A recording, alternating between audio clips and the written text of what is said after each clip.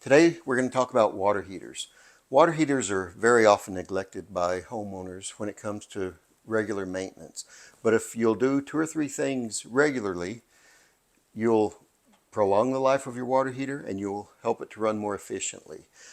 Water has a lot of minerals and things in it that when it's heated up, these come out of the water and they'll settle in the bottom of your water heater and they'll take up space. They'll cause it to run less efficiently.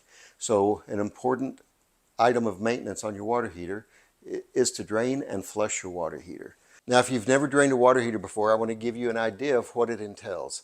It'll take you 30 or 40 minutes. And I'm just going to give you a very brief overview. This is not the complete procedure. Please watch my full-length video on how to do it safely and correctly. But basically, you're going to hook a water hose up to the drain valve.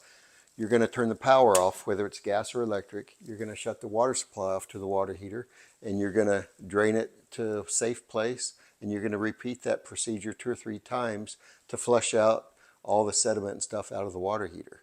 That's really all there is to it. And doing that about once a year is going to significantly increase the life of your water heater. Another thing, and this is something that talking to homeowners, almost none of them do, is to check your anode rod. This is an anode rod, and it screws into the top of your water heater. And what it does, its job is to corrode instead of the water heater tank corroding. Water is very corrosive.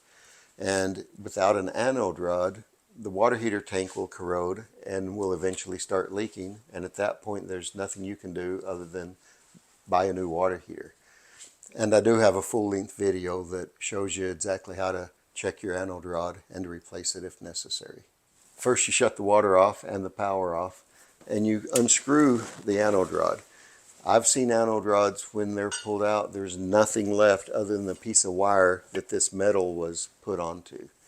And at that point, the anode rod is doing absolutely nothing. And these don't need to be replaced every year like draining your water heater, but probably every 3 to 5 years is necessary.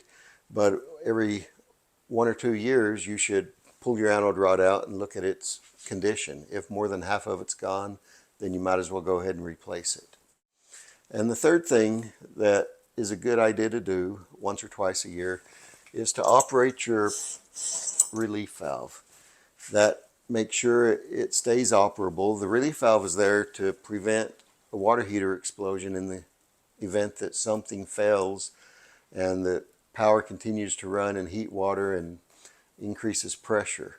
And if it gets to a certain pressure, this will relieve and it'll prevent the water heater from exploding. Now, it's highly unlikely that that will ever happen, but if it does happen, you want your relief valve to work.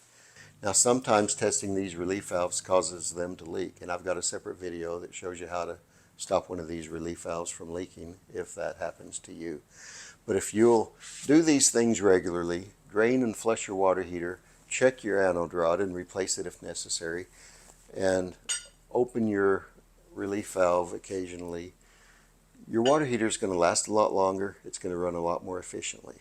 So that's your homeowner minute for this week. I hope you've learned something. Have a great day.